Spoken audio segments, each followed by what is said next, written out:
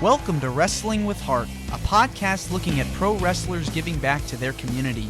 Join me, Stanley Carr, as I interview wrestling's hottest names who use their platforms as entertainers to raise awareness and do community service. Hello and welcome to another edition of Wrestling with Heart. This is the show where we talk with professional wrestlers and professional wrestling personalities about their lives in and outside of the ring, as well as doing acts of charity work, community service, volunteering, and spreading positivity. We're always about the positivity here on the show, and with me right now, I've got a very special guest. He has wrestled all over the world, independent wrestling star, talking about the one, the only, Ikaze has joined the show. Welcome to Wrestling with Heart. Thank you very much for having me, my man. I really appreciate you taking the time and giving me the opportunity. Thank you very much. Yes, for sure. Absolutely. So let's talk about your childhood. Where are you from? I'm from Medicine Hat, Alberta, Canada. Okay. Yeah, it's a little southern Alberta. It's the hottest place in Alberta, actually. It gets very nice and hot in the summertime here. It's almost like Florida. It's very nice. I like it. Go there every summer, go there year round, just to go to the beach and swim and stand up by the sand, enjoy it. Oh yeah, man. The sun blazes here, man. It's blazing hot. You get by the river, nice lakes out around here. Yeah, I love it, man. It's good on the body too with wrestling, with the joints and everything like that. So I can't complain. This is home. No, I can't complain about that whatsoever. So wrestling, of course, in Canada has got a huge history, chock full of history up there for sure. What was it about wrestling that just got you hooked? Oh man, I think just the physicality behind it, the larger than life characters, the charisma, the it factor, the pageantry. There's a lot of different factors, just like the cool, innovative maneuvers. It was just a completely different form of entertainment. You get a little bit of everything from comedy to action to drama. It's just a whole bunch of things wrapped up into one, man. It's a beautiful art form. Beautiful, beautiful. It's definitely what you can call like the total package, because it's got everything that you love and more from it, And so wrestling definitely encapsulates the classic tale of good versus evil. The characters are just vital and essential to the show. Who are some of your favorite wrestlers growing up? Growing up, of course, Hulk Hogan. I think he really mesmerized me. WrestleMania 3 was crazy to me, just Hogan versus Andre, Macho Man versus Steamboat. I specifically remember like Jake the Snake Roberts having his bag Damien crushed by Earthquake, and that just like traumatized me as a kid. Hulk Hogan, though, for sure. Steve Austin, The Rock, Bret Hart, Shawn Michaels, some big time characters, Ultimate Warrior, just larger than life people, Yeah, and Bret Hart especially too, a Canadian legend in his own right. And the Hart family too, with the dungeon and everything, trained so many legends, greats, and what an amazing story he had, Bret Hart, as a wrestler, and 100%. just the being able to be so technical and put on, a clinic every single night he went out there. I still, whenever I watch his matches with Shawn Michaels, WrestleMania 12, the Iron Man match is just one of my favorites. Oh man, that's a masterpiece, man. Man, he's just like, the execution is beautiful. Like Bret's the man, he's a Canadian hero and you can't go wrong. He's just still stands the test of time to this very day. Like his work is just top notch. One of my idols for sure. Yes. One of the best to ever do it. So was there a point where you just went, I have to do this, I've got to get into this somehow? How do I break in? Yeah, 12 years old it was when I decided that's what I wanted to be. My buddy Matt, we've known each other since grade 7. We're in our grade 7 homeroom, and he's just like, I want to be a pro wrestler. And then, I was into the Attitude Era at the time. I was a fan, and I was just thinking to myself, like, yeah, I want to do that too, kind of thing. And it kind of started from there. You had to be 18 at the time to train, and I couldn't find a school, nearby. Calgary was the closest, which was 3 hours away, and you had to be 18. I was only 12. So we took matters in our own hands and started wrestling, filming things in the backyard, man. It did that for 5 years. It So definitely seemed like that whole period was like the peak of like backyard wrestling. I would see yeah, clips and 100%. videos of just kids like play, wrestling, hit each other with chairs. Uh, Totally different world now, with YouTube Yeah. now. You can watch it online, but back in the day, I remember seeing clips of like people wrestle and on the playground or wrestle outside in the backyard, just like it's unbelievable. Yeah, man, it was a phenomenon. It was what it was. Things were just white hot. The business was white hot, and it was just everybody was into it, watching every Monday night. That was what everyone Tuesday was talking about at the water cooler, and all the kids, such as myself, the teenagers, just emulated it and took matters in their own hands. Like I knew right away that's what I wanted to do, and I would put VHS tapes in slow motion and study how these guys were executing these maneuvers. And then, we just started filming things in the backyard. I got like 25 VHS tapes worth of basically my childhood from age 12 to 17. You can watch me grow up, wrestling in the backyard. So I don't know anything else, man. I committed my life very early to this. Yeah, I mean, it takes a lot of skill really to be able to learn and study the moves just from watching tape, watching videos of your favorite wrestlers just fighting and duking it out. And so, what was it? Can you tell me about the first training session you had? Well, Remember that? let's see here. I first actually, my debut was I was 17 years old. I lied about my age. I lied and said I was trained when I only was just out of the backyard, self-trained. I took like a Greyhound bus up to Edmonton, which is about 6 hour drive, but on a Greyhound bus, it was about 12 hours with all the stops. And I had a debut match. I wrestled a match on a Camp War show. It was like a free show for the boys so they get more experience, and I worked the battle royal as well. And from there, like I knew I had to get professionally trained, but I held my own. Admittedly, I did pretty well, but I still there's things you can't you need to be professionally trained. I can't stress that enough to anybody. So I went to college for a year, and then when I was 18, 19, I moved to Edmonton and started training. I did a training camp first, and it was great. It was like a 2 day camp, and I had a blast, man. I was like a duck to water, to be honest, man. I was compared to like a wrestling sponge. I just soaked everything in. I was very blessed. I was naturally, took to it. You know what I mean? Sure. So, You have to absorb as much information as you can when you're learning because it's hard, really when you're learning to put your body on the line through that anguish and pain, you have to be disciplined. You have to be committed to that because it's a different kind of physical work than you're used to.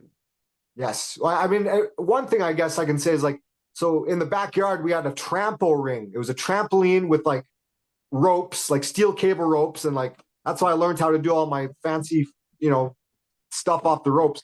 But the transition from a trampoline to a hard mat with steel beams, wood boards, and a thin layer of padding, that was a bit of a transition. I remember always getting like headaches all the time, taking bumps, and I almost came close to like, giving it up in the early years because I Wow. just would get these headaches all the time. But thank the good Lord, they went away, and I was probably just adjusting and had to put on more muscle mass too to absorb the punishment and just getting the technique down. But finally, I figured it out, and those headaches went away, thankfully. What was the one thing that kept you going when you were just like, man, I don't know if I can continue to do this? Was there what was the constant, The that reminded constant, you? the constant was just like you already put in 5 years of this. You dedicated your teenage years and what you thought is going to be your life to this, your family, your friends, everyone you've told this is what you're going to do. I just couldn't like put my tail between my legs and come back home and not have accomplished what I was out to accomplish. It's a very tough profession. It's very, very tough. It doesn't get enough credit for sure on so many levels, physically, mentally. It's extremely, extremely difficult. When you started going to wrestling school, what was the pieces of advice from your trainers that you still learn from today? Like the pieces of advice that still stick with you today from your trainers that you can recall? Well, my very first trainer, Chi Cruz, he was a veteran of 20 years when I first broke in, and he'd wrestled all over Japan, Europe, all over the United States and Canada. Canadian legend. One of the things that always sticks out to me, and I always say this to this very day, and this applies to everything in life. Rome wasn't built in a day. It takes time, takes patience, takes commitment, dedication. It doesn't all just come together right away. It takes brick by brick, piece by piece. Rome wasn't built in a day. And I've always remembered that, and I've always applied that and tried to preach that to other up and coming wrestlers or just anyone in life in general, to be honest with you. It doesn't happen overnight. It's a process, and you got to enjoy the process. Exactly, because it's not going to happen so fast. You have to live for the moment, live for the now, being able to enjoy it because you're never going to get that time back. And so you have to really not only put in the work, but you have to know that it's going to take a while to get to that level. So that's a good thing, being patient with yourself. 100%, man. Some other advice is just like stay on the bus. This isn't even from like a wrestling perspective. Actor Steve Martin, this quote, it just sticks with me too. He said, when you're looking for fortune and fame, trying to get a break, an opportunity, everybody gets on the bus and you go for this long, long ride. And there's ups and downs and hills and valleys and lefts, rights, and turn rights. And you're all over the place. But the goal is what you need to remember is you got to stay on the bus for as long. It could take 20 years or longer, but if you stay on the bus and you're ready, you got to be ready. That opportunity will eventually come at some point. And during all this time, people are getting off the bus. And when you get off the bus, well, you got to start all over from scratch again. So stay on the bus. That one always Yes. sticks out to me too. Yeah, very good analogy there. When you're going through life like that, you Yeah. have to really, continually grind it as much as you can possibly. Oh, it's a grind, brother. It's a grind for sure. Yes. All right. So throughout your career so far, who have been some of your favorite opponents that you've worked against over the Oh, years? great question. I think Chris Masters stands out, just because he was such a muscle-bound, stereotypical WWE wrestler. Like he's ginormous, especially when I wrestled him back in 2014. He was jacked. It's You know, huge. I'm, oh yeah, and I'm not the biggest guy in the fight, but I mean, it just that one proved to me, and it gave me that confidence that I can hang with these WWE superstars. I can hang with these big, big guys and have dramatic, crazy matches that are going up and down, left and right in a believable fashion. That I can, be a threat to this person. It's good storytelling. That one really stands out a lot. There's lots of matches though, man, that stand out. I was in a big feud. I used to wear a mask for 5 years, and I was in a big feud for the Cruiserweight Championship, and it was a mask versus title match. And we feuded for about 6 months, and he tore my mask off a couple times, and finally we put the mask versus the title on the line. And I remember I lost, and I had to lose my mask, and that was just an epic little time. Like it cut this big promo, it was an emotional promo, and yeah, there's lots of things that just stand out. Lots of different names I've been fortunate to work with. I wrestled El Generico in his last match, Sami Zayn, before he was signed to WWE NXT. That was cool, very cool. That was in Calgary at the Historica Pavilion, Stampede Wrestling Pavilion. Sold out too. Yeah, there's been some moments, man. I've been very blessed, very lucky. Yeah. Sami Zayn, I mean, look how far he's come, with Right? everything that he's achieved. Intercontinental champion, Yes, huge sir. part of the Bloodline storyline in WWE that's been going on the last few years. One of the most over wrestlers in history as a babyface. Right? Couldn't get any better than that. No.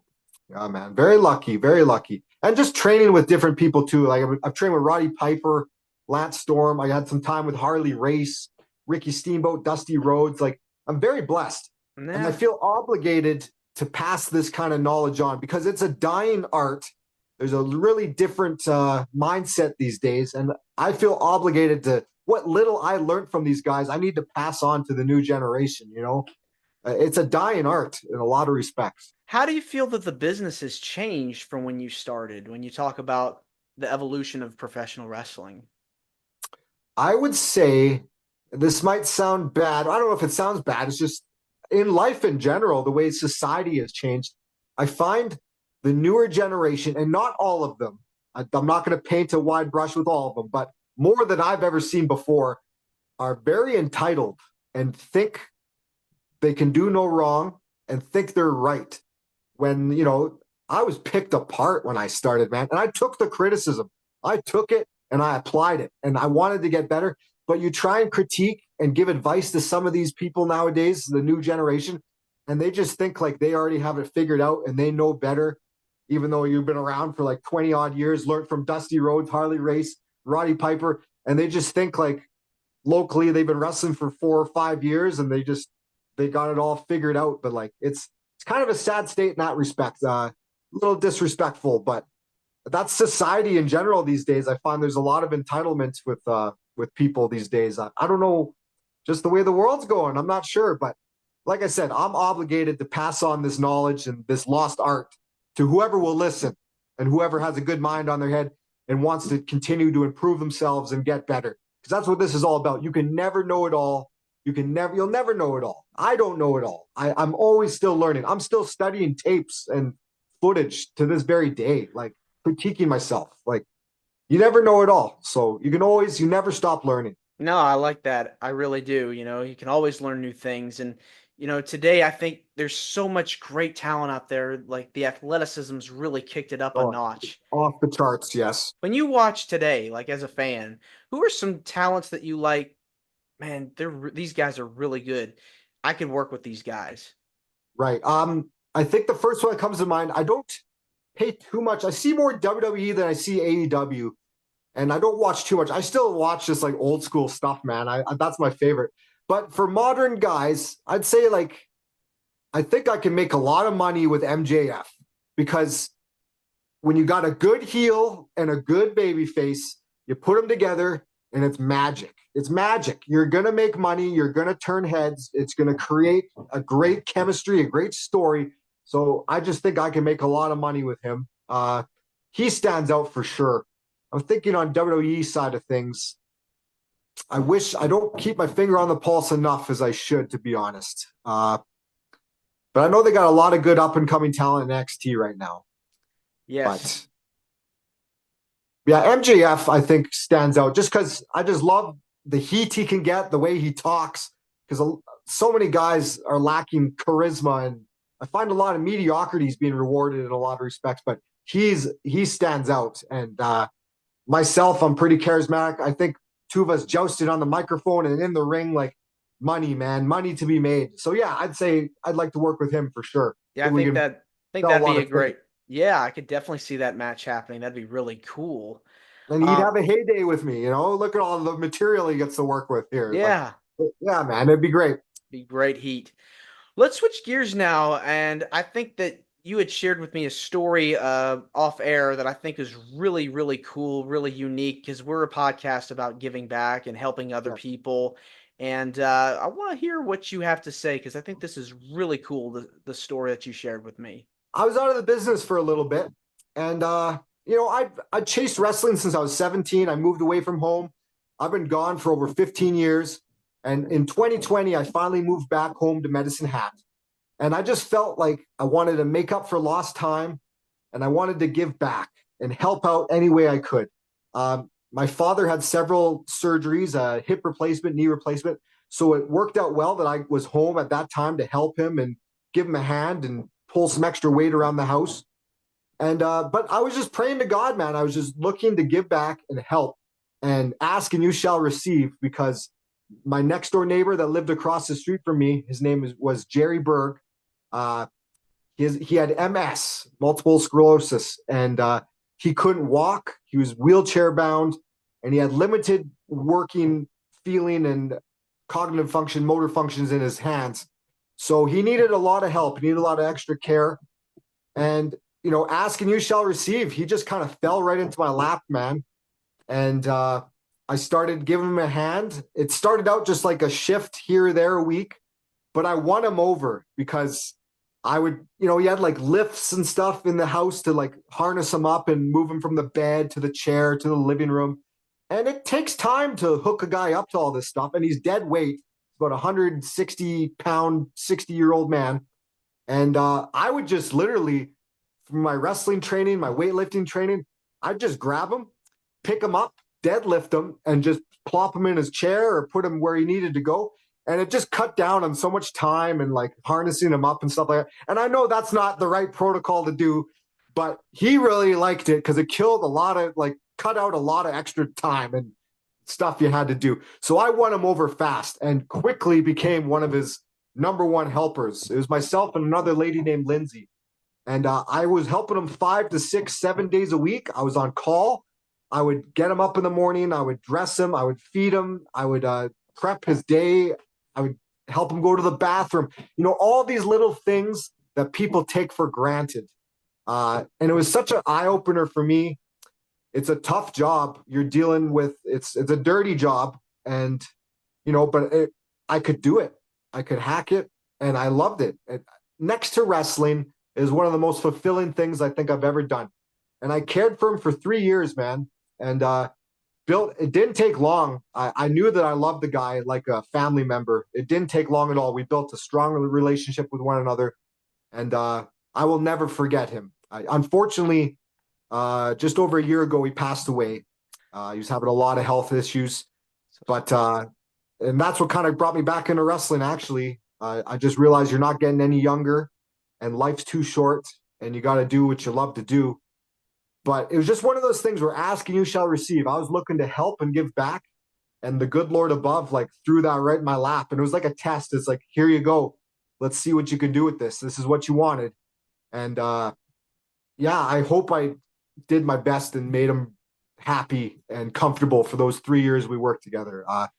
It's an experience I'll never forget. And he was a blessing to me. Like, he feels fortunate that I got to help him, but to me, he was a blessing in my life.